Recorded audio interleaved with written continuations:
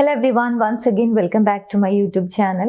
ഇന്നത്തെ വീഡിയോയിലൂടെ നിങ്ങളുമായി ഷെയർ ചെയ്യാൻ പോകുന്നത്, ചില ആളുകൾ ഉണ്ടായിരിക്കും ഞാൻ വളരെയധികം കമ്മിറ്റഡ് ആയ ഒരു മനോഭാവത്തിലാണ് റിലേഷൻഷിപ്പിൽ നിൽക്കുന്നത് എന്നുള്ള രീതിയിൽ പ്രിട്ടൻഡ് ചെയ്യുന്ന ആളുകളാണ്. ആക്ച്വലി അവർ കമ്മിറ്റഡ് അല്ല, പക്ഷെ അത് പ്രിട്ടൻഡ് ചെയ്തുകൊണ്ടിരിക്കും ആണ് എന്നുള്ള രീതിയിൽ.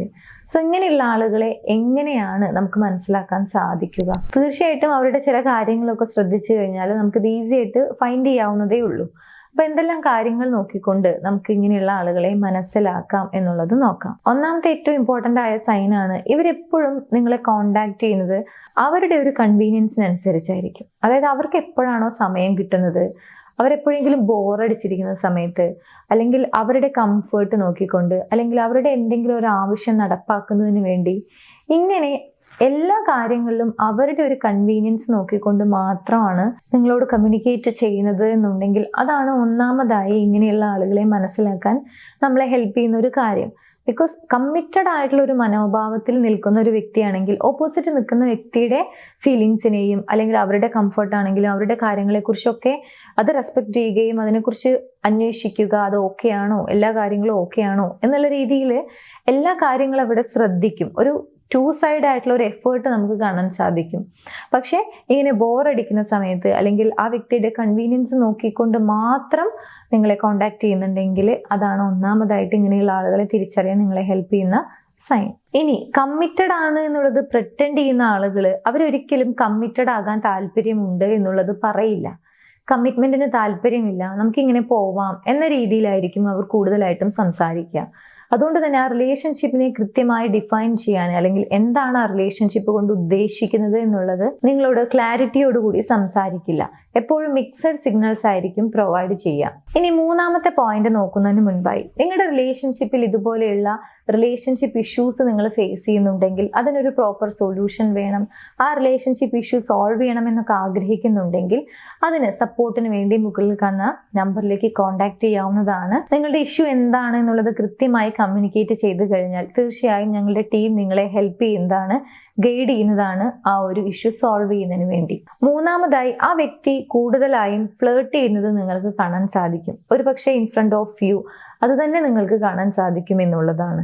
നിങ്ങളോട് കമ്മിറ്റഡ് ആയിട്ടുള്ള ഒരു വ്യക്തിയാണ് എന്നുണ്ടെങ്കിൽ നിങ്ങളുടെ മുന്നിൽ വെച്ചുകൊണ്ട് മറ്റൊരാളെ ഫ്ലേർട്ട് ചെയ്യുന്നതിന് വേണ്ടിയിട്ടുള്ള ഒരു അവസരം എടുക്കുക, അല്ലെങ്കിൽ എപ്പോഴും ഫ്ലേർട്ട് ചെയ്യുക, അങ്ങനെയുള്ള കാര്യങ്ങൾ ചെയ്യില്ല. പക്ഷെ കമ്മിറ്റഡ് ആണെന്നുള്ളത് പ്രിറ്റൻഡ് ചെയ്യുന്നുണ്ടെങ്കിൽ തീർച്ചയായും അവർ ഫ്ലേർട്ട് ചെയ്യും.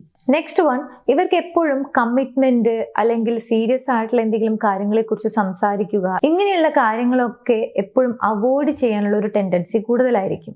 അതുകൊണ്ട് തന്നെ നിങ്ങളുടെ ഫീലിങ്സ് അല്ലെങ്കിൽ നിങ്ങൾക്ക് ആ റിലേഷൻഷിപ്പിൽ ഉണ്ടായിട്ടുള്ള അല്ലെങ്കിൽ ഇപ്പോൾ നിങ്ങൾക്ക് ഫീൽ ചെയ്യുന്ന ഒരുപാട് കാര്യങ്ങൾ ഉണ്ടായിരിക്കും.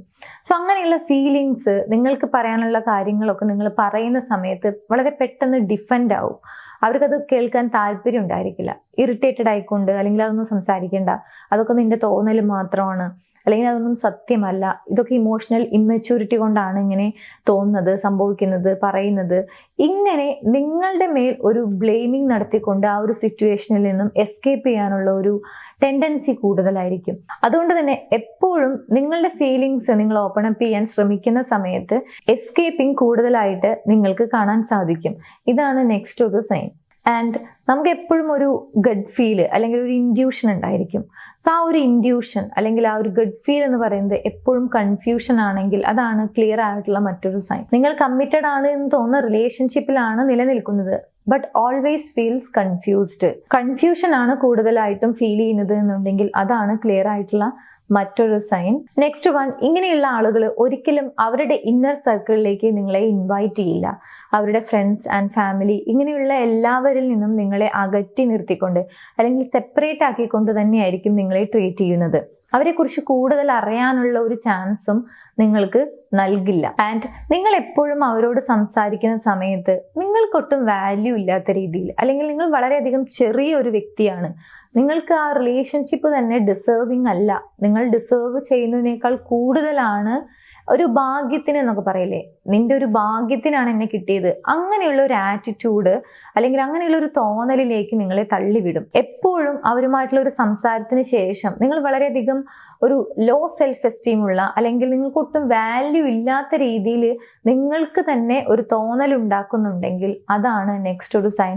ആക്ച്വലി ആ ഒരു വ്യക്തി ഒരു കമ്മിറ്റഡ് ആയിട്ടുള്ള മനോഭാവത്തിലൊന്നുമല്ല ആ റിലേഷൻഷിപ്പിൽ നിൽക്കുന്നത് എന്ന് മനസ്സിലാക്കാൻ. ആൻഡ് ഫൈനലി ഇങ്ങനെയുള്ള ആളുകളുടെ ഒരു സ്ഥിരം പരിപാടിയാണ് ഗോസ്റ്റിംഗ് ചെയ്യുക എന്നുള്ളത്. അതായത് പെട്ടെന്ന് ഡിസപ്പിയർ ആകും, ലൈഫിൽ നിന്ന് ഒന്നും പറയാതെ ഒരു കാര്യവും കമ്മ്യൂണിക്കേറ്റ് ചെയ്യാതെ എന്ത് ചെയ്യുന്നു അല്ലെങ്കിൽ എങ്ങോട്ട് പോകുന്നു ഇങ്ങനെയുള്ള കാര്യങ്ങളൊന്നും അപ്ഡേറ്റ് ചെയ്യാതെ പെട്ടെന്ന് ഡിസപ്പിയർ ആകും. ആൻഡ് ഒന്നും സംഭവിക്കാത്ത രീതിയിൽ തിരിച്ചു വന്ന് വളരെ കൂൾ ആൻഡ് കാം ആയിട്ട് സംസാരിക്കും. മാത്രമല്ല കൃത്യമായ കാര്യങ്ങളൊന്നും ഷെയർ ചെയ്യുന്നില്ല. സോ അവർക്ക് തോന്നുന്ന സമയത്ത് ഡിസപ്പിയർ ആകുന്നു, അവർക്ക് തോന്നുന്ന സമയത്ത് അവർ തിരികെ വന്ന് സംസാരിക്കുന്നു. ഇത്തരത്തിലുള്ള ഒരു ഗോസ്റ്റിംഗ് നന്നായി നിങ്ങൾക്ക് ഫീൽ ചെയ്യും. ഇത്രയും കാര്യങ്ങൾ ഒരുമിച്ച് നിങ്ങൾക്ക് ഒരു റിലേഷൻഷിപ്പിൽ കാണാൻ സാധിക്കുന്നുണ്ടെങ്കിൽ ആ വ്യക്തി ഒരു കമ്മിറ്റഡ് ആയ മനോഭാവത്തിലല്ല നിലനിൽക്കുന്നത് എന്നുള്ളത് മനസ്സിലാക്കുക. ഇത് എക്സ്പീരിയൻസ് ചെയ്യുന്നുണ്ടെങ്കിൽ അതൊന്നുകൂടി റീതിങ്ക് ചെയ്തതിന് ശേഷം ഒരു ഡിസിഷൻ എടുത്ത് മുന്നോട്ട് പോവുക. സോ തീർച്ചയായിട്ടും ഈ ഒരു വീഡിയോ നിങ്ങൾക്ക് യൂസ്ഫുൾ ആണെന്ന് വിചാരിക്കുന്നു. യൂസ്ഫുൾ ആണെങ്കിൽ മറ്റുള്ള ആളുകളിലേക്ക് ഷെയർ ചെയ്യാൻ മറക്കരുത്. എൻ്റെ യൂട്യൂബ് ചാനൽ നിങ്ങൾ ആദ്യമായാണ് കാണുന്നത് എന്നുണ്ടെങ്കിൽ, പുതിയ വീഡിയോസ് കാണാൻ താല്പര്യമുണ്ടെങ്കിൽ ചാനൽ സബ്സ്ക്രൈബ് ചെയ്യാനും മറക്കരുത്. മറ്റൊരു വീഡിയോയിൽ കാണാം. താങ്ക്